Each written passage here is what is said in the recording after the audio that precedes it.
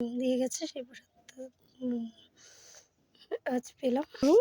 যেখানে পুজো হয়েছে সেটা দেখাতে নিয়ে যাচ্ছি। এবার হচ্ছে সেই ঠাকুরটা দেখতে যাচ্ছি।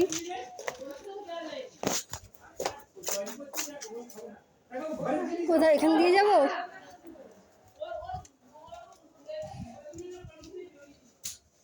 কোথায় ঠাকুর পুজো হচ্ছে? বললো ওপরে যেতে, ওপরে নাকি ঠাকুর পুজো হয়েছে? আছে কেউ? তার কেউ একজন না গেলে আমি যাবো কি? তাহলে আসুক তো। আমি বললাম তো ঠিক আছে চলো। মা বলছিল কেউ নাকি ওষুধ আছে, দূর কে দেবে না দেবে, আমি একটু রান্না করলাম, তারপর দেখি তোমরা আবার দিয়ে গেলে। হ্যাঁ সে তো জানি গো।